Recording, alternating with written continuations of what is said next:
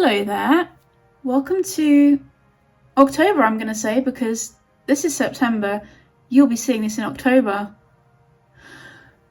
Things are kicking off thick and fast, as predicted, but predicted 4 weeks too early. I've got a meeting in 1 minute with a videographer person, potentially, that I may work with. It's the month that I need to submit the funding application that I'm currently applying for, and I've got recording sessions with the drummer next week and with the guitarist / bass player the week after, and I've also been in touch with the mix engineer. Yeah, it's all going off. I've been working like crazy to get tracks and notes done for the drummer today because I needed to make some changes, I needed to do some bits, but first I've got this meeting. Just a lot of stuff with local musicians, really. I'll tell you where I am. I'm working on my second album right now. One of the things I would really like is to have a video. Perhaps more importantly, have a video of the live performance. It does so many things, right? It shows your potential people coming to see you, what you're like. It shows potential festivals or booking agents or whatever.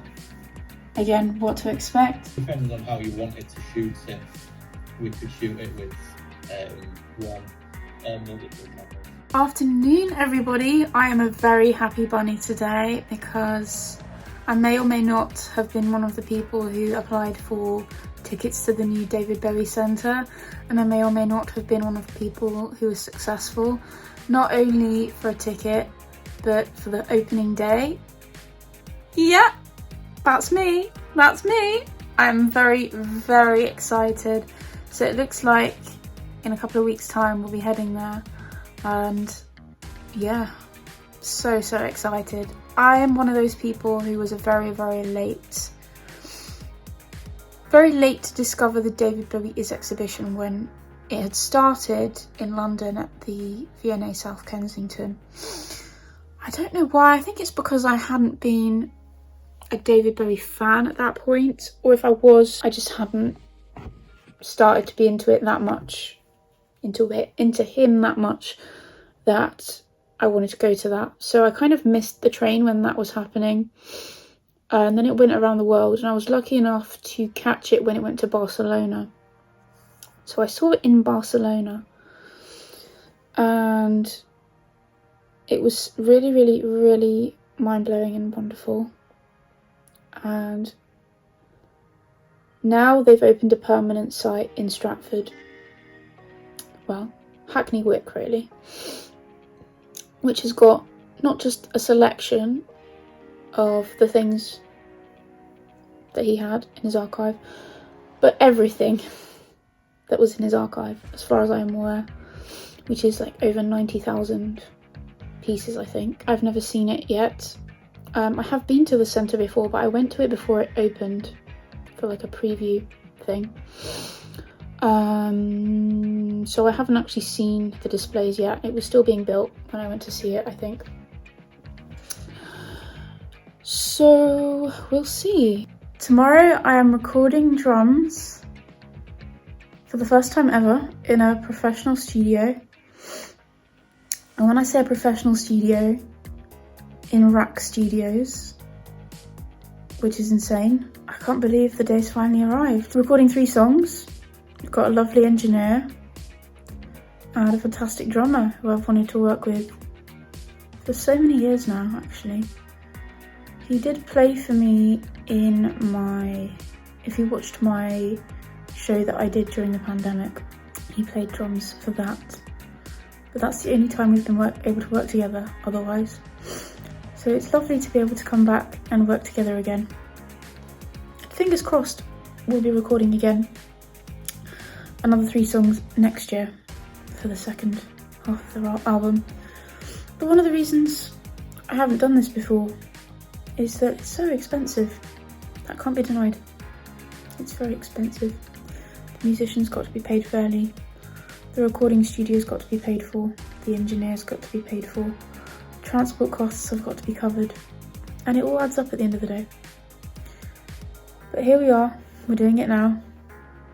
and I'm excited. In other news, I went to see Freakier Friday in the cinema today, which at the time of recording is exactly 4 weeks after it came out. Yeah, I definitely wanted to see it when it came out, but I've been really busy. Mainly preparing these tracks for the recording session, and some other things dotted in between. And yeah, it was everything I wanted it to be, we'll put it that way. It was wonderful, wonderful. And it was a little bit sad and a little bit bittersweet to see Los Angeles in it as well. I didn't recognise all the places in the film, but I recognised the vibe of it because, for those of you who don't know, I was there in January, February time. And I remember seeing in interviews that unfortunately most, if not all of the places in the film got burnt down in the subsequent fires. And I remember at the time when I was talking about it, when I was due to travel there, that was literally just a couple of weeks, I think 2-3 weeks before the fires had happened, after the fires had happened, and it was not even certain then that I would be able to travel. So I just really feel, I still feel for the poor people and businesses and everything that lost everything they had, and the people that lost their lives too. That was really sad. And not that it's nice to mention, but in other sad news, it's just a few days ago now that I heard about the funicular tragedy in Lisbon. For those of you that don't know, I am half Portuguese, so I know that location and that funicular well. And it's really, really, really sad that happened. Definitely really, really sad. I don't know if it's ever going to be the same going through that part of Lisbon, especially if they have to scrap that mode of transport, because Lisbon is very uphill in a lot of areas. So I don't know if they'll think of an alternative, but yeah, again, really feel for the people that lost their lives, the families, everything, the people affected. But that's not to discount the other things that I also really feel tragically sad for that are happening in the world, such as the war in Gaza, the Ukraine war, and other not so nice things. I'm on my way to RAK Studios! I can't believe this day. I don't know. I'm really nervous. I think I was feeling a bit nervous last night. I'm really nervous today. Again, I think it's just because this whole thing is really new to me. I've been on the other side of the mixing desk before. And Lee tells me I've been to a studio before to record. What was I recording in the studio? I've recorded stuff at producers' houses when I used to work with producers, like co-produce stuff. I used to record vocals and stuff at their houses, and we'd come up with ideas together at their houses. But this is completely different. This is like an actual drummer playing parts that I came up with live in a studio, and possibly coming up with other little things too. And this is a really, really good drummer as well. Amazing drummer. I'm sure I'm going to be blown away. Yeah, a little bit anxious about everything. Not sure what to expect. I think it's the high stakes of the studio as well. We'll see what happens. So I've just arrived. I think the engineer and the drummer are both running late because currently in London we're having tube strikes, which is basically our transport system, our train system. Vast majority is not running, so I had to come here in a car. Thankfully Lee gave me a lift. Maxie's had to get a cab. Maxie's the drummer. Margot, I don't know how she's getting here. But yeah, I'm here. I think it's open because it opened at 10 o'clock and it's after 10 o'clock there. But I would not know where to start in terms of going in, so trying to focus on the excitement of it all now.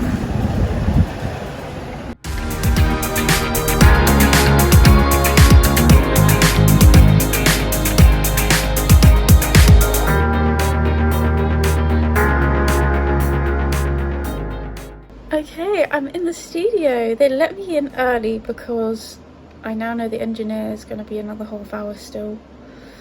The drummer probably be here before the engineer, it sounds like, at this rate. But I'm in here and oh my goodness, this room is incredible.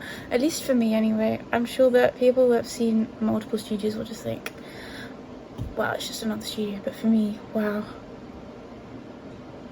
It's amazing. So cool. The whole studio, like just walking in the reception, it has such a vintage vibe. It has a very 60s vibe, 60s, 70s vibe. I'm just like, wow, I just love that. It's so fancy. It's so fancy. There's like gold discs all down the corridor here. I'll see if I'm able to show them to you or not. Wow, it's just mind-blowing. And I've relaxed now that I'm here. I think it was the stress of getting here and not knowing what I was going to face. And now that I'm familiar with everything, what I'm going to be in and stuff, I'm okay. But yeah. Right, let's show you this room. Okay, so we've got the mixing desk here. I'm not sure what kind of mixing desk it is. Looks like a Neve, I think, of some kind. Most likely. I couldn't tell you which one. Maybe someone in the comments will know. Then you got some Genelec and Yamaha speakers on side by side. This is probably the little computer they used for like the digital aspect. Probably Pro Tools on there. Then you've got some sofas. You've got sofas on either side. Lots of paneling for soundproofing, which is good. Then you've got an old reel-to-reel tape machine, a Studer. The last time I saw one of these, I was in Visconti studio. And the last time I actually handled one of these, I was learning about analog tape recording at Visconti studio. I have to say I've forgotten all of it because I've not done it since. But these are really, really good fun. You have to be really, really on it though to play music with a tape machine, because any mistakes, you got to start all over again, or you've got to do like a splice thing with the tape, which is kind of annoying. So it's easier to just play it right. Then we've got loads of different modules here, different console things for like different things. So like when people play with reverbs and things and compression and stuff on the computer, well, they're like digital versions of what you've got here. Let me turn around and look at this. This is the recording room, I guess you call it. So it's a sealed off room. I'm looking at it through the glass. Oh, you can walk in through there. Okay, let's go in through there in a sec. But you got piano in there, it looks like, loads of mics and stands and loads of like division thingies, cables, pretty standard what you'd expect. Yeah, and that's where the drummer's going to be recording. So cool. And I'm going to be sat in here listening, I think, because I think it would blow my ears off otherwise. Okay, so let's have a quick look in the room, see what we got. Okay, so this is like all carpet. It's so unsurprisingly so like free of echo and stuff, like really dampened sound. Whoa, some massive speakers here. And then these are probably to plug in for the person plugging in the mics and things like that. More speakers. We've got some instruments over here. Maybe let's have a look at those. This looks like a Hammond organ, if I'm not mistaken. Yes, amazing, look at that. And then you've got, I'm not sure what this is. This is called a Reborn 2016 Classic Keys something. Couldn't tell you what that is, but it looks really fun. It looks like maybe like a Rhodes type thing, but I'm not too sure. And then there's some kind of amp here next to it, probably for it. And a piano, can't tell you what piano that is currently. And then all these different mic stands, stuff to like block things off. So like, for example, if you're recording vocals, you might use a few of these and make a little curved shape, just to help control the sound a little bit, keep it contained. Lots of fantastic paneling, obviously. Lots of handy cables, can't get enough cables and extensions and things. Yeah, wonderful stuff. Really awesome. Back to the control room.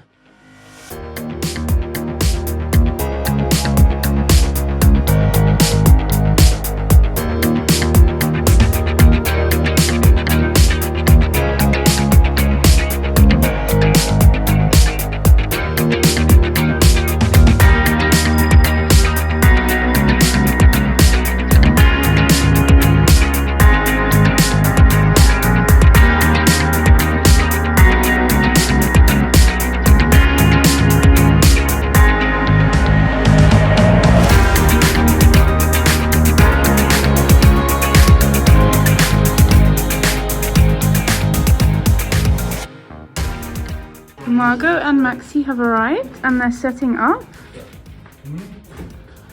I'm just going to leave them to it because I will probably just be a hindrance, not a help. I'm currently just like that awkward person that is in the other side of the police room, and it's like this is what it feels like. You know what I'm talking about? When the other side of the police room and looking at the interview and judging if the person is guilty or not. Okay, so slowly everything is coming together setup wise in the other room. We've got the computer on in here as well now. I've got my notebook. I don't know if I'm going to need my notebook, but I've got my notebook. And hopefully it won't be too long before we've got a drummer, some music happening, and me feeling very excited.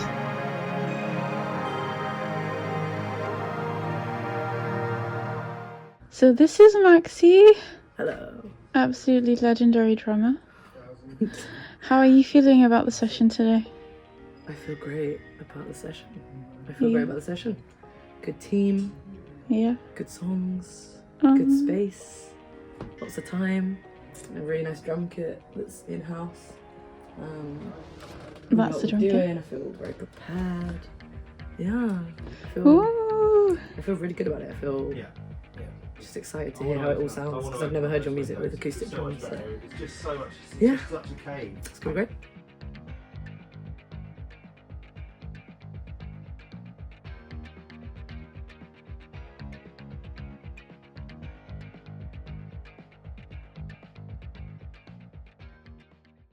Okay, so we're about to do a quick sound check.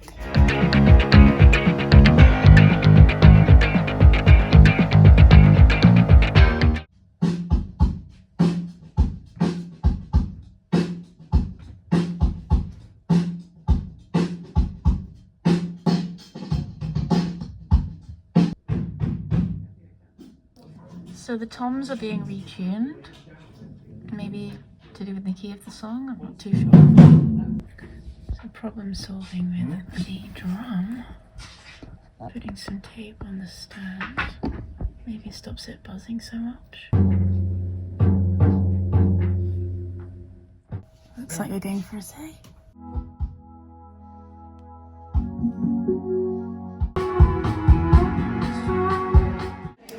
My fellow musicians on the road, in the studio, whenever, you'll know what I'm talking about when I say you've always got to figure out what you're going to do about food and what you're going to do about carrying that food around with you.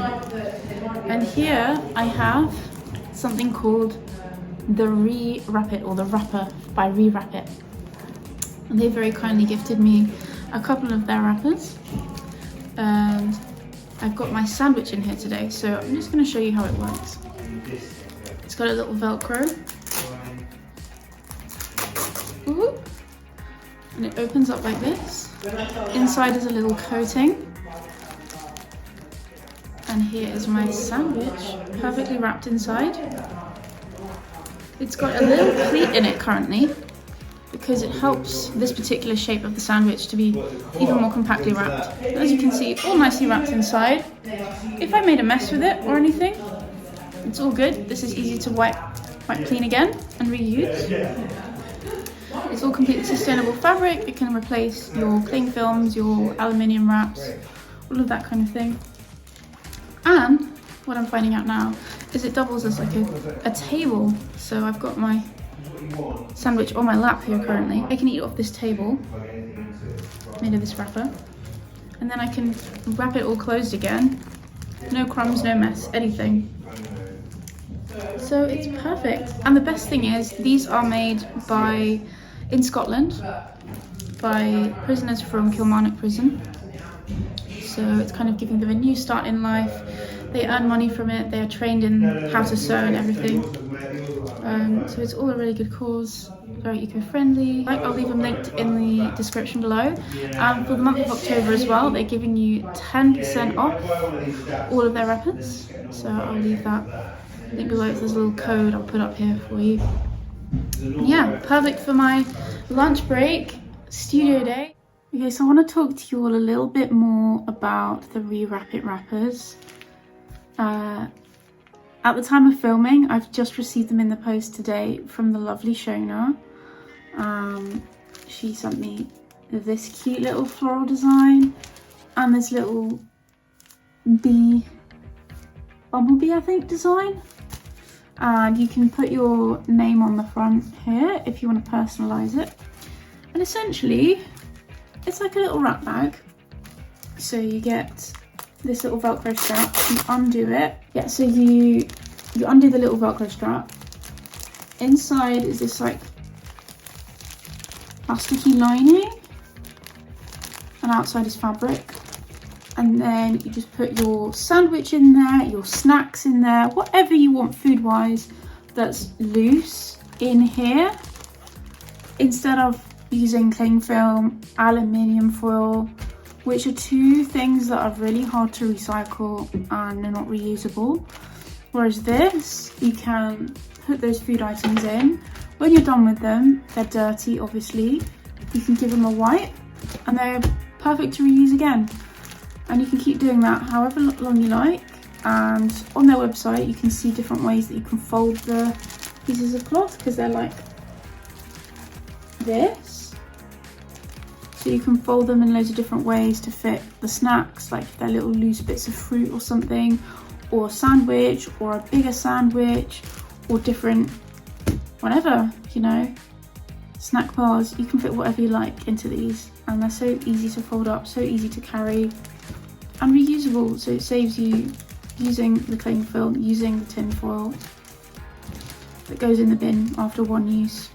And I think tin foil takes like 300 years to biodegrade, and cling film probably about the same. And this way, nothing goes in the bin. You just keep using it, and you've got a cute little wrapper. Not only that, but they've got a fabulous story behind them. They are a small local business to Glasgow in Scotland, and Shona sent me a lovely card along with it to talk to you about it. So this is what she said. Dear Murray, many thanks for your interest in the wrappers.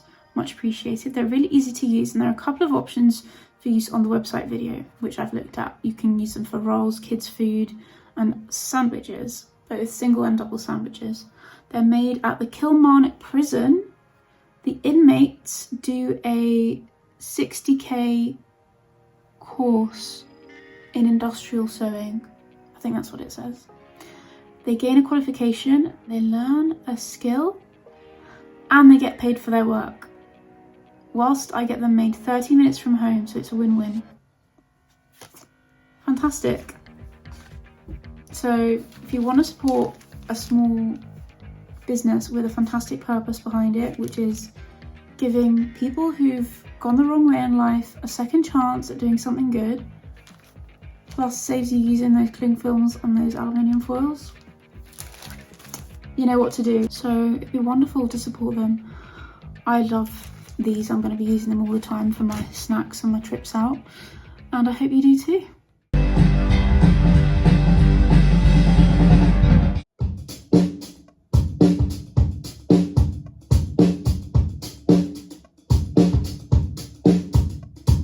Should we do some more tapes then? Yeah, do you want to try a tape where I have a bit more free flowing? Yeah. Yeah? Yeah? Yeah? Go on then. Okay, so right now we're adding an extra sound with a snare drum, and it's on this thing. It's an AMS RMX 16 from the early 80s. Okay, that sounds absolutely ideal. 80 snare drum. Yeah.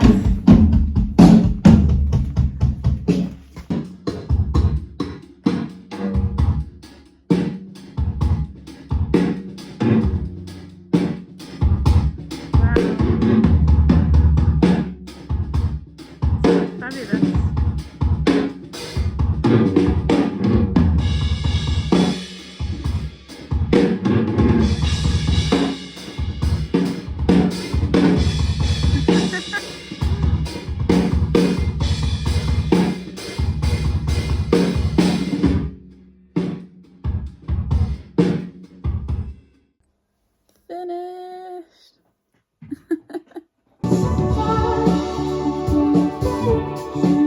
There's some really nice little touches in there. I feel like, yes, definitely adding something more. Yes, like a little ride thing and a little other. Yeah. You turned it into a gift. So we're finished. This is the kit. I couldn't see how. I just don't know how a drummer even does this. So many different things at the same time. Just hope for the best. Yeah. Just hope for the best. To slam everything and hope for the best. Yeah, throw your arms and feet out and just hope. Yeah. And all these different mics to capture all the different angles, the different parts, everything. Yeah. It's fantastic. And that's where I've been the entire day. In there. Wise. Wise. With the volume in here. I think it would have been a bit intimidating anyway for me to be right here with the camera. Yeah, I mean, you know, I've got to get my wide sweep. Yeah. People do that on stage a lot, like they'll come up like behind Really? it, but you just got to kind of ignore it. Oh my gosh. That's mad. A little jazz, maybe a little right. Yeah, go on. Get it. Wait, let me put it probably like that. Honestly, I've heard worse.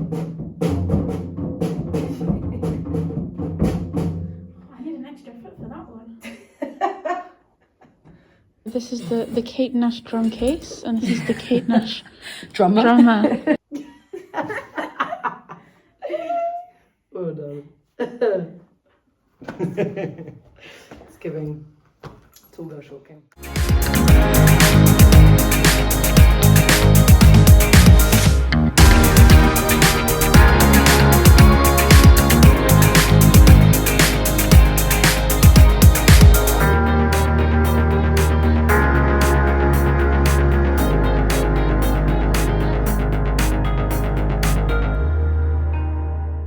That was crazy a couple of days ago, absolutely crazy. Just, yeah, one of those big moments I think for me in life so far. It's a pinch me moment that I've yet to, what's the word? It's yet to sink in for me. But I'm already on my way back in a whirlwind ton of events because the engineer has very kindly allowed me to come back to edit the drums in the studio. On my way back to RAK Studios again today to do that. I've never edited drums before, unless you count the ones that you get in Logic. I've forgotten what they were called, that I used to use back in the day. So yeah, very kindly this engineer has offered to help me do it. I'm a little bit worried, I'm a little bit anxious because I'm not good at making decisions, and there's so many like possible different options, different parts, different ways that Maxi, who was absolutely brilliant, played it, and I don't know what I'm going to choose. I think I'm sport for choice. Yeah, I'm going to try and do it anyway and see if I manage it. And then next week we are recording the guitar and bass parts, and I had to send over the parts to the player today, the lovely Ali, she's going to come around to my studio and record them, my home studio. And I didn't really give her a lot to go off, which wasn't great of me. There are some songs that for some reason I didn't flesh out the guitar part for, and some that I did. And I think I managed to do bass for all of them. But yeah, I just let her know if she needs me to give her a bit more, then I'll do that. But I've tried to be as detailed as possible in the notes of what I'm thinking of. And yeah, we'll go from there, we'll see. But yeah, the main thing with all this is for this funding application that I'm applying for. This funding that I'm applying for in a few weeks. They need to hear what I'm asking for money for, right? And the idea is I get these songs done now, and then hopefully, if I get the money, they pay for the other lot of songs to be done with them. And just to show them why it's worth it, because, you know, almost every song thus far I've ever released hasn't had real drums on it. The only song I've ever released with real drums on it, actually two, that's Arrow. Actually, Arrow, I don't know if Arrow had real drums on it. I think it just had cajon on it. I don't remember. And then Coping Mechanism. And I wasn't present for either of those occasions when they were recorded, because one was home recorded by Maxi, and the other one was recorded abroad in Lisbon in City Studios. So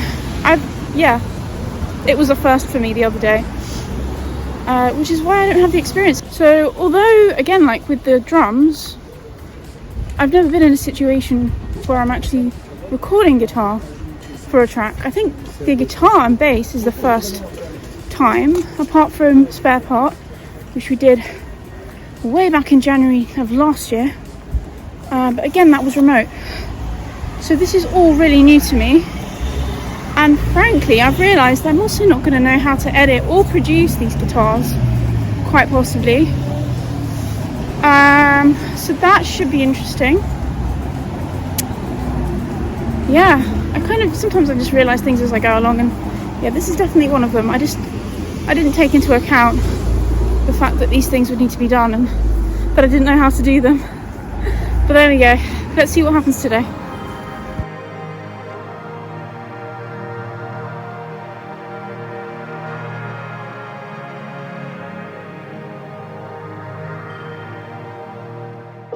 I'm back here with Margot. We're going to edit the drums now. Well, we've done one of the songs already.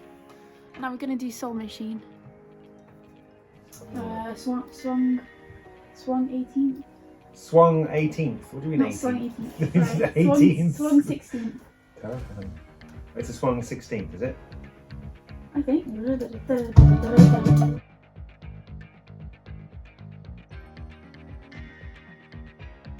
So today I'm at the V&A East storehouse. It opened in April of this year, but I've come here to go to the David Bowie Centre, which I went to early this afternoon.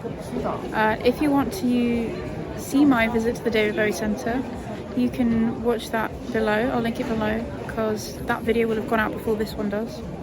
But yeah, now I'm in the general V&A, which is open to the public all the time. You can just pop in.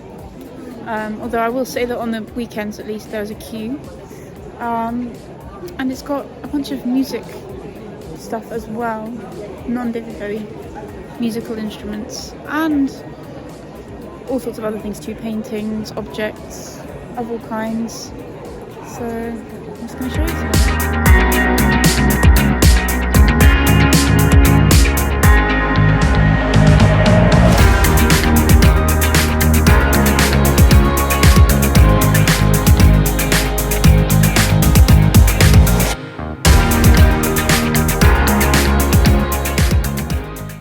So it looks like these drum cases belong to Keith Moon from The Who.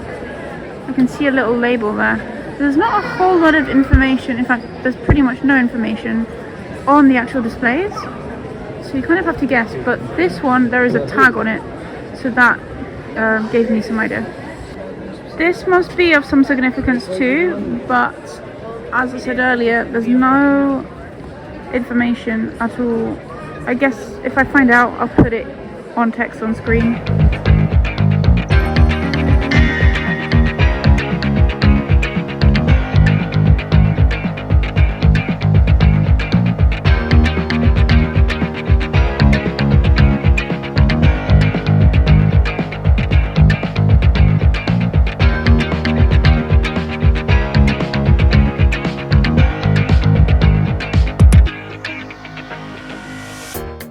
So I had a really great time at the V&A East storehouse over the weekend, and today we're back in recording mode. The drums, as you know, were edited last week.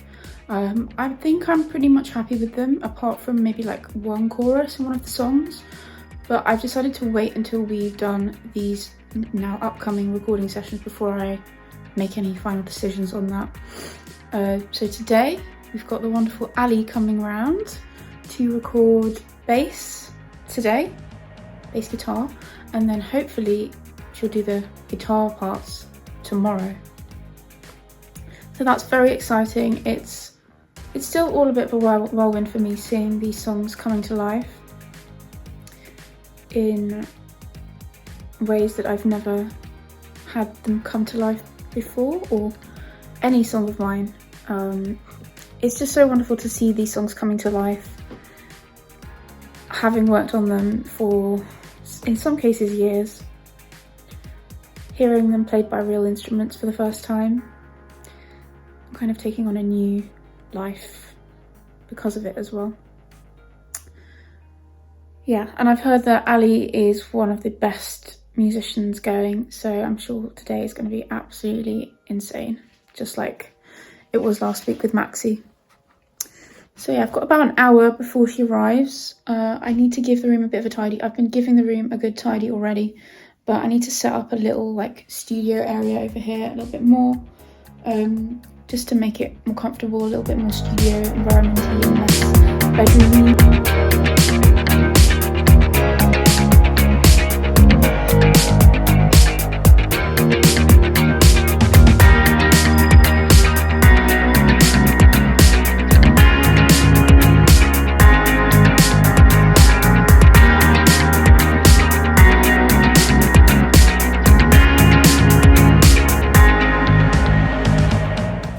This is what we've got going on now. So I realised I'm not going to need the keyboard, so that's gone. And there we go. Okay, so I've got the incredible Ali here with me. We've already started recording some bass for Good Boys, and she's about to do another take. Whoop whoop!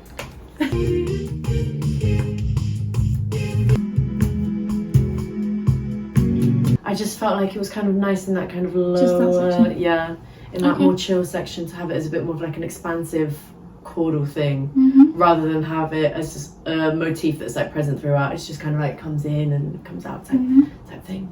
Okay.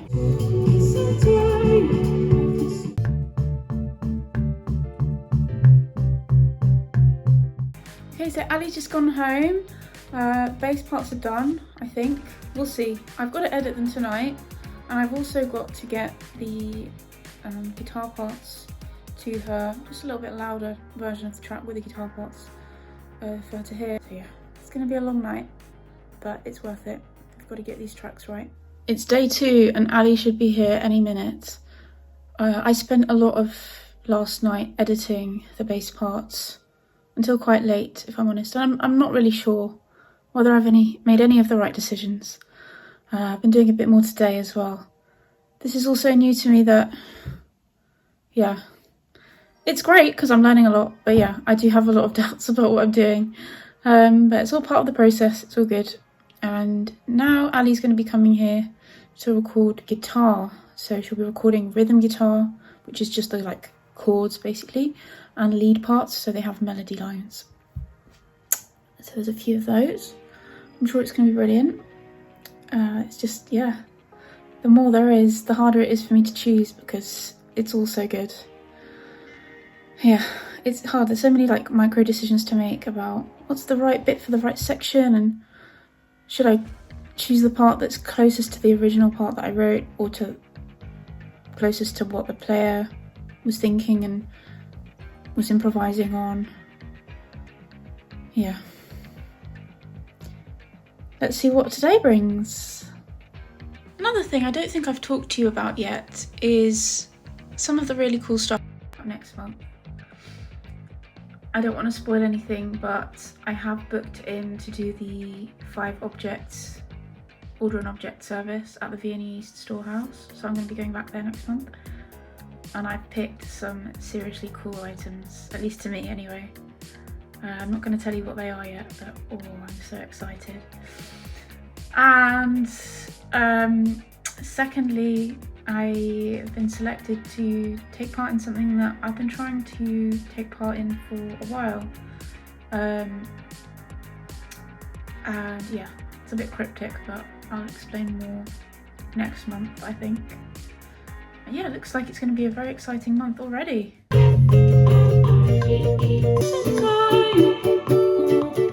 So this one has been mic'd up, so doing acoustic for this song. I haven't mic'd up an acoustic guitar in, I estimated about 9 years, but hopefully I've done alright today, and I'll do Ali justice. Yeah, let's do it!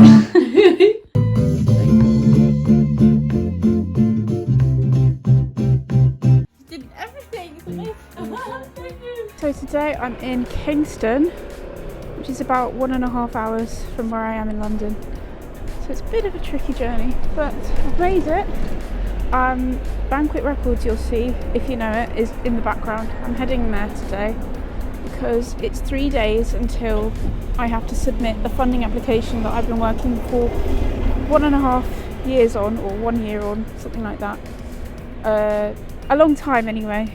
And one of the things I'm counting on, or at least hoping to count on in the application, because I have to show how I'm going to make money out of what I'm requesting money for, if that makes sense. I have to balance out the income and the spending. And one of the things I'm relying on is record sales, and record sales from performing in record stores. Now, I contacted Banquet probably the first time I was going to apply and didn't hear from them, and then I contacted them again probably a year ago or whenever, and again didn't hear from them. I emailed, I phoned, zilch. And I have another very good reason to be here, which is that they've had some kind of stock of mine for probably 2 or 3 years now. I came here 2 or 3 years ago with some stock and I gave it to them, because it's just not very local. Plus then I got signed to a label which I'm now no longer signed to. I sort of had left it to them, and I believed that they'd been stocking my music at that point. Now, since I left, those of you who followed the story will know, I don't really know what's going on with my records fully. So I'm also here to get a picture of what's happened, whether they're all sold, whether they're still being stocked, and if so, how we can move forward, because that working relationship will need to move from my label to me. And I've also got loads of copies with me, just in case they have nothing and they want something. Yeah, lots to do. So it's not a pointless visit, which is good. If you saw the Stylophone Orchestra video from, I don't know, maybe 3 years ago, you'll recognise this from my video Diaries, but if you're a general music lover, you will know this place very well. So I do not need to tell you about it at all.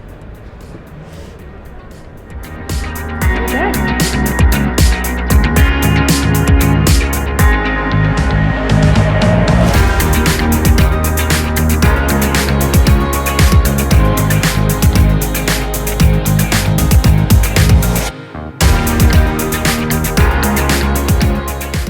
Okay, so we're really late coming back to this video diary and I need to wrap this up.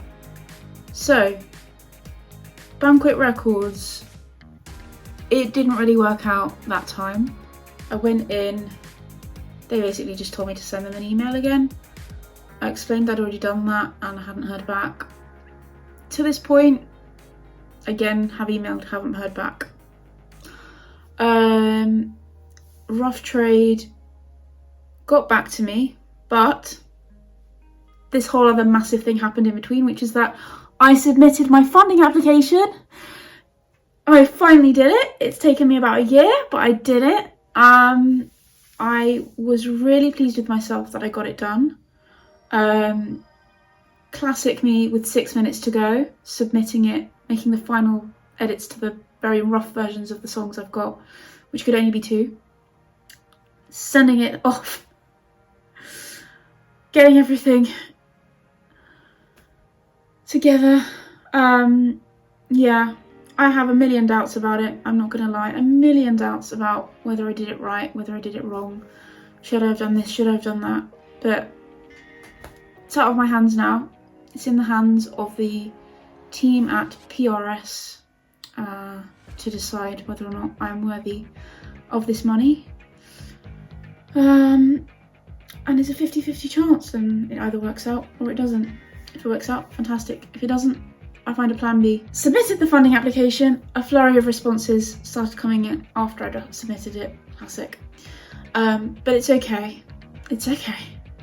And one of them was from Rough Trade, who I then went to see in central London on the same day. I thought I'd make the most of it. I went to Rough Trade and they were just closing, but I just caught them in time to get someone to send an email to. And they replied saying they wouldn't be able to get back to me anytime soon. And I said that's okay. And I could come back to them another time because, you know, it's very early days. I understand it's hard to make a judgment call when half the album's finished and it's not even mixed really. So it's very rough and ready still. Got a no from a different record store, which is okay. At least I got a response.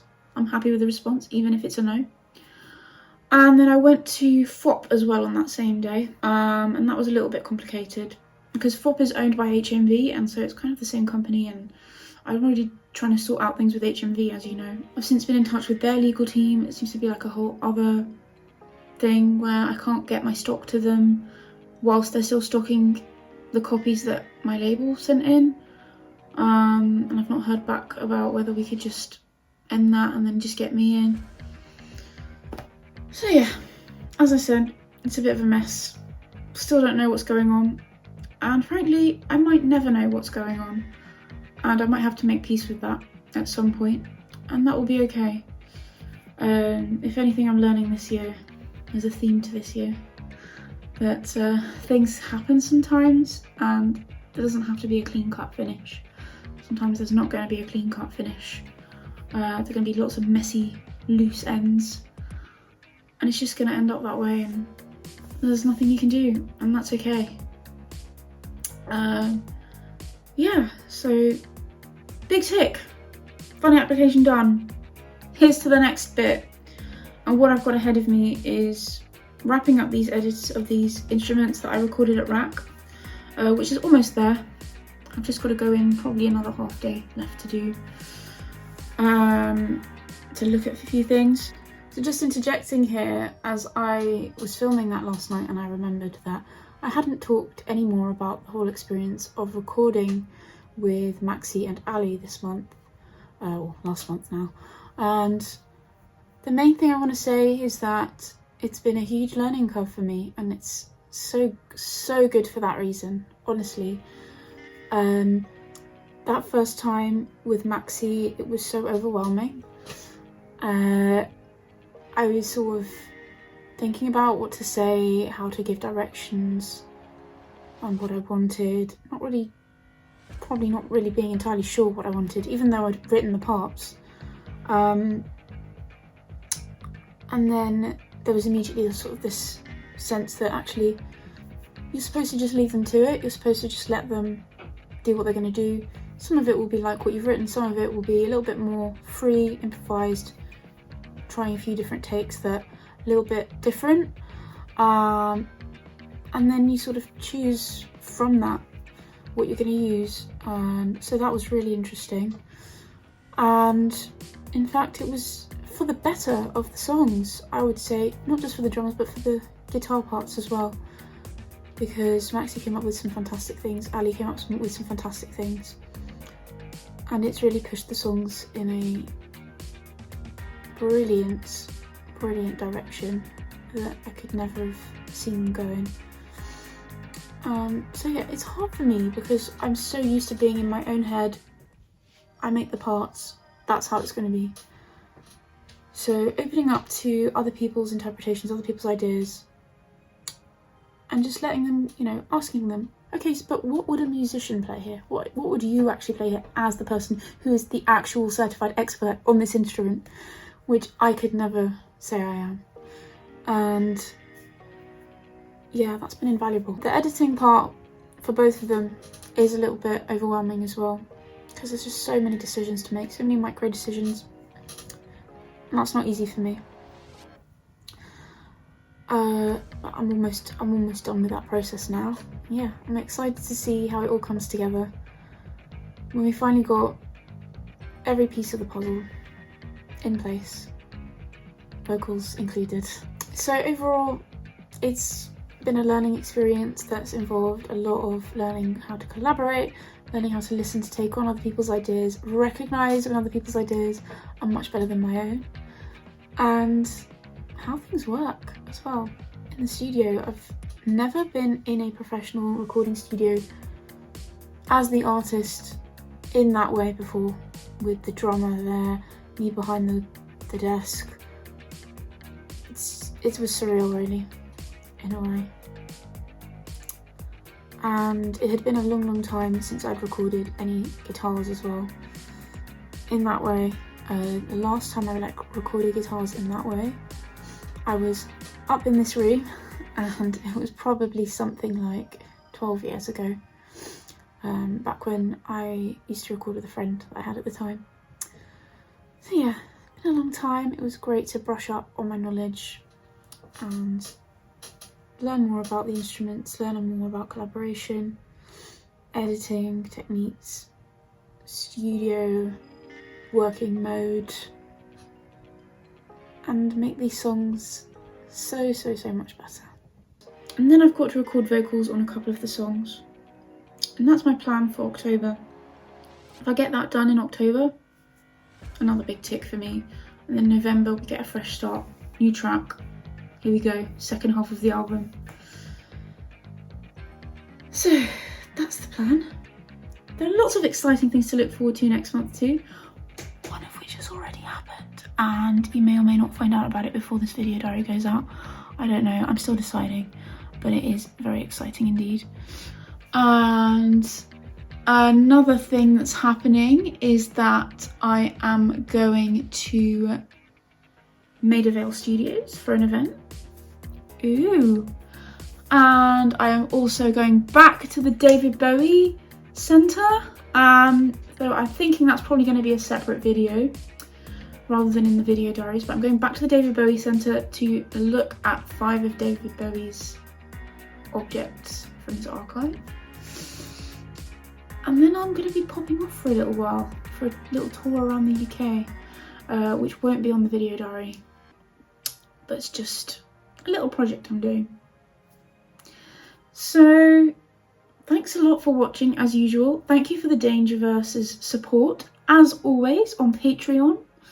You are everything. You keep this boat afloat, as it were. And I'll see you in October, or November for you. Bye!